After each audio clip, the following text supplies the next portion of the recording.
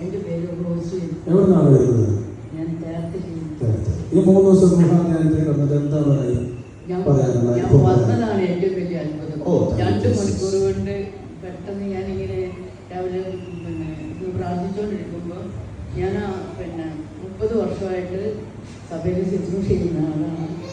ഒരു 6-7 ധ്യാന കേന്ദ്രങ്ങളിൽ ശുശ്രൂഷ ചെയ്യുന്നു. എപ്പോഴും ശുശ്രൂഷ ചെയ്തുകൊണ്ട് തന്നെ ഇരിക്കുന്നത്. കഴിഞ്ഞ വർഷം എൻ്റെ ഭർത്താവ് മരിച്ചത്. പിന്നെ കുറച്ച് നാളത്തേക്ക് ഇങ്ങനെ ഇപ്പോൾ അവർ വിളിച്ചുകൊണ്ടിരിക്കും. പക്ഷേ ഞാനൊന്ന് പ്രാർത്ഥിച്ച് തീരുമാനമെടുത്ത് പോകാമെന്ന് വിചാരിച്ചിരിക്കുന്നത്. ഏറ്റവും വലിയ അത്ഭുതം ഇന്നലെ കർത്താവ് ഇത്രയും പേരിൽ എന്നെ വ്യക്തിപരമായിട്ട് കണ്ടു. ബ്രദർ പറഞ്ഞ ഒരു പുതിയ ദൗത്യം ഏൽപ്പിക്കുന്നു, പ്രാർത്ഥിക്കാൻ പറഞ്ഞു.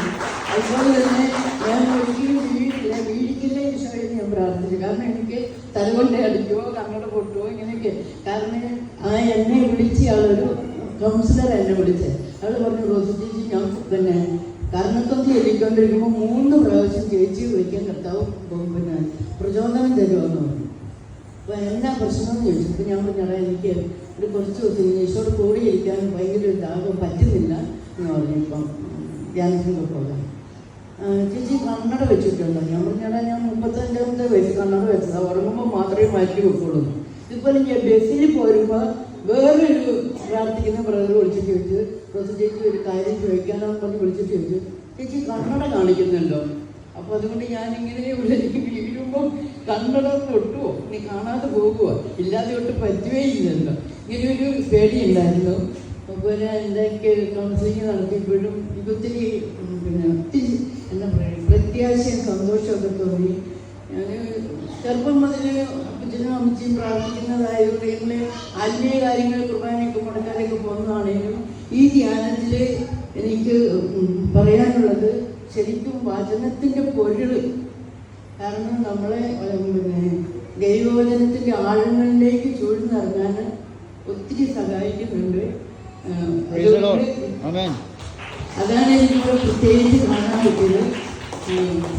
ശരിക്കും എനിക്ക് ഇന്നലത്തെ ശുശ്രൂഷ കഴിഞ്ഞ് അവിടെ പോയിരുന്നപ്പോൾ എനിക്കിവിടെ ശക്തമായ വേദന എന്ന് പറഞ്ഞാൽ എനിക്ക് ഇരിക്കാനും പറ്റിയത് നിൽക്കാനും പറ്റാത്തൊരു വേദന വന്നു.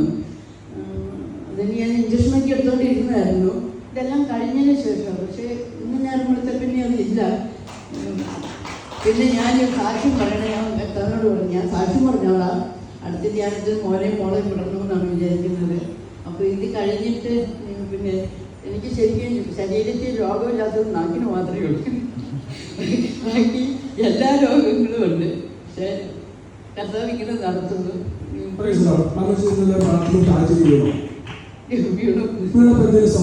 ഒന്നും പറ്റില്ല. പോലെ ഇല്ല. ഞാൻ വീട് കയറാൻ വിചാരിച്ചു. പക്ഷെ ഞാൻ കരികല് പോലെ ആയി പോയി.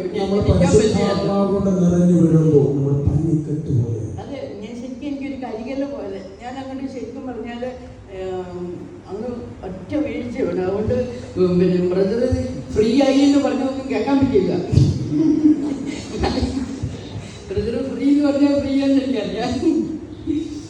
ബ്രദറെ ഞാൻ ഫ്രീ ആയോ?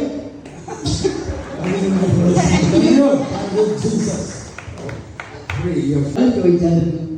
എൻ്റെ ഈ ഭാഗത്ത് ഒരു നെല്ലിക്ക മുഴുപ്പിലൊരു മുഴയുണ്ടായിരുന്നു.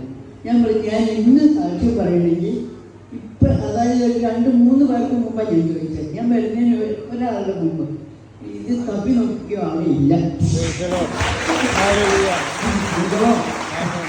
അതുപോലെ തന്നെ എനിക്ക് മുട്ട് ഓപ്പറേഷൻ ചെയ്യണമെന്ന് പറഞ്ഞാൽ 14 വർഷം കുറേ വർഷമായി. ഞാൻ മുട്ട് കുത്തിട്ട് ഒരു 10-25 വർഷമൊക്കെ ആയിരുന്നു.